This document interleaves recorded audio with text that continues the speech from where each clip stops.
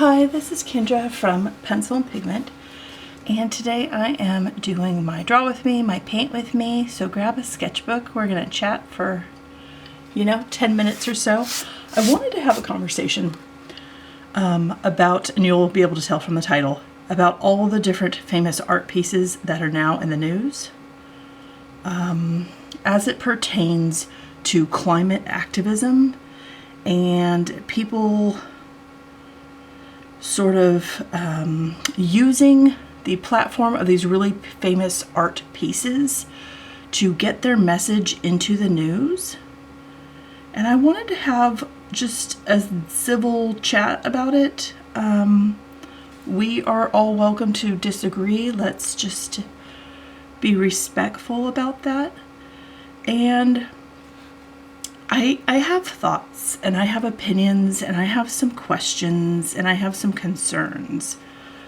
So, I don't know if you've seen the latest news. I am on Twitter, so it can be up to the minute depending on how you set your stuff and what comes your way.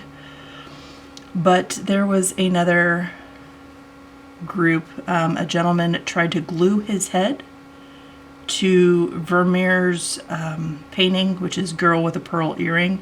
It's a very famous painting.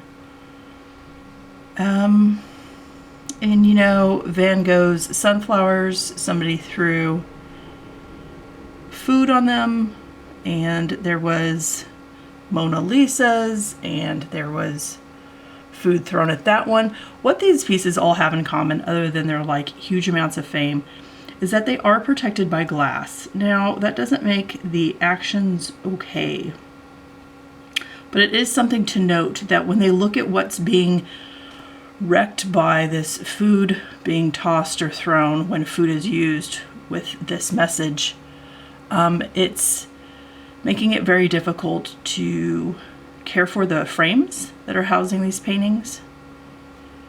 So that is what is getting destroyed. I do hope that if folks are ruining these frames, that they have to pay for the cost of repairing and maybe the labor of the person that has to do it. I think actions do have consequences, and people need to understand that you can't just go around doing whatever you want. My problem is, if you're trying to send a message, right? And your message is that you want folks to take climate change seriously, and you want to bring attention to certain practices or uses of certain items like fossil fuels, if that is the underlying current of your message. Having a message that you want to send or spread, but doing it at the price or expense of something else, destroying something to say something, in my eyes, the value of the argument is getting lost.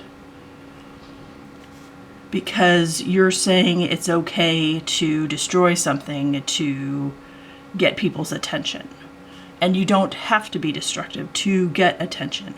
I do not think, if these groups are looking and charting statistics or numbers, what's being looked at and talked about and laws changing aren't, the factor of them going to a museum isn't something that's going to be impactful. Just for a very specific example, you look at somebody like Greta Thunberg, who, there's that photo of her standing there by herself, sitting down with a poster about climate change. And she's been able, she has really good support system and things for getting attention and getting her name out and getting people to talk and listen, but it's not at the expense of something else. She's not, going about it in a destructive manner to another area or group.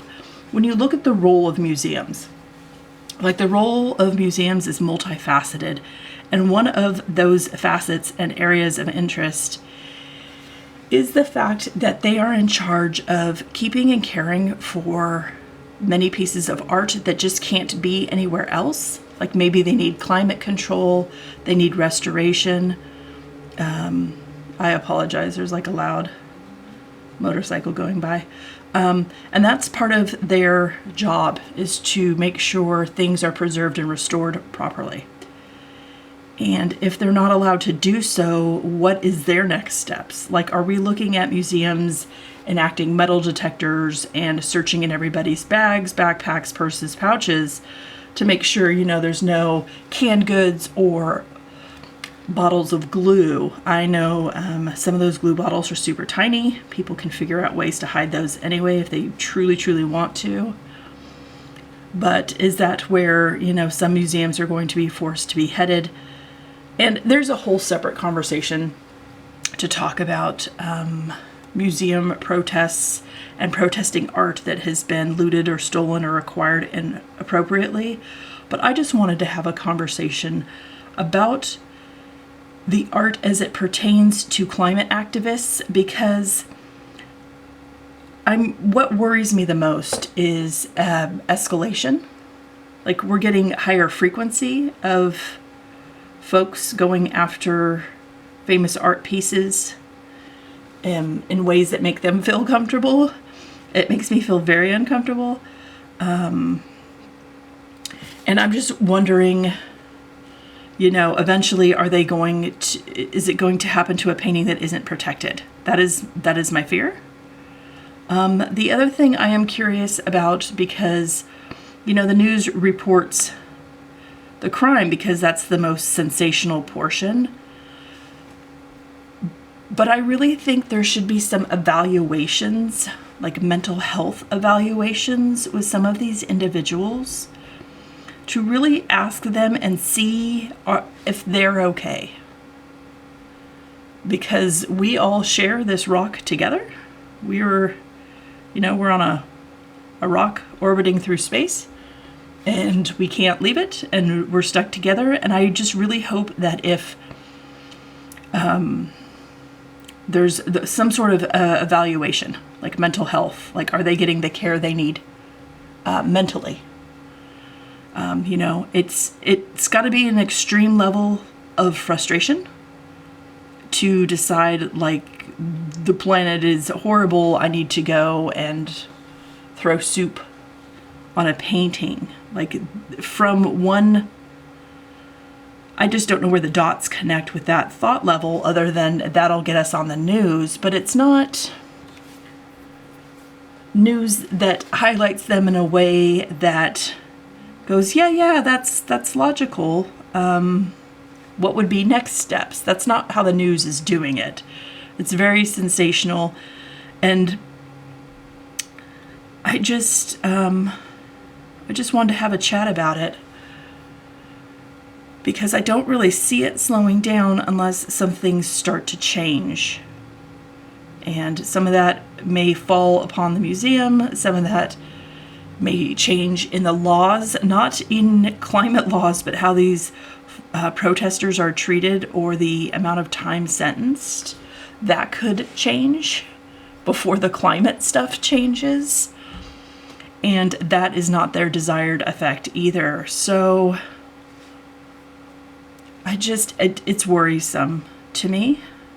I really don't want people to get hurt. I don't want art to get hurt. I don't want people to be suffering so much in their mind, in their mind's eye, that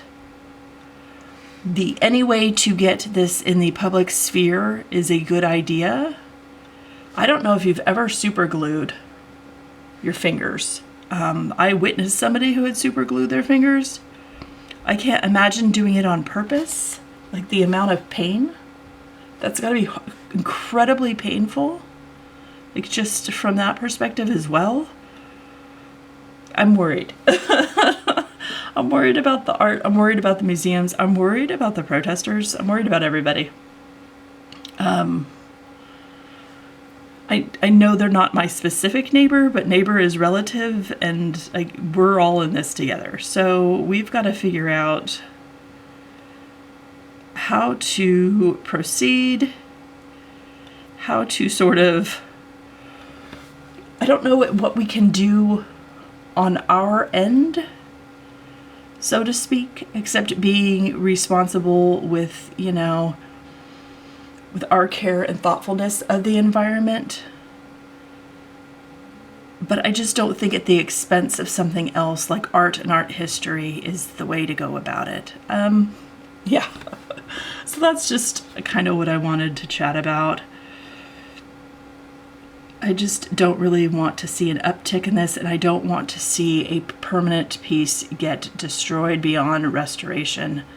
Because there's cases of that too, you know, a piece is getting restored incorrectly and getting ruined, and that's always such a huge, huge bummer. So, yep.